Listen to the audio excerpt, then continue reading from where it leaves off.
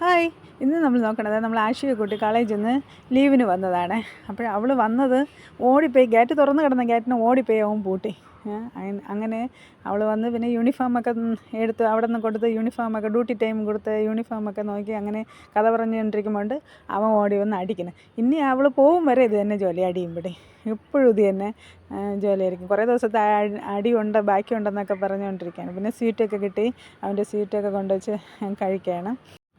അത് അവന് കിട്ടിയ സ്വീറ്റാണ്.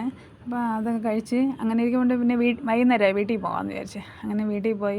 അവിടെ നിന്ന് പിന്നെ ഇളയവൻ്റെ മോളാണ് ജ്യൂസൊക്കെ കലക്കി തരണത്. അപ്പോൾ അവൾ പതുക്കെ കലക്കണം. അതുകൊണ്ട് ഞാൻ കുറച്ച് ഇറുക്കി പുതുക്കി പിടിച്ച് വാങ്ങിച്ച് ഇറുക്കി പുതുക്കി അങ്ങനെ ജ്യൂസൊക്കെ കുടിച്ച് അത് കഴിഞ്ഞിട്ട് എന്നിട്ട് പപ്പയാണെങ്കിൽ എനിക്ക് കരുക്കൊക്കെ വെട്ടി തന്ന് കരുക്കിൻ്റെ തേങ്ങ തിന്നാനാണ് ഭയങ്കര രസം.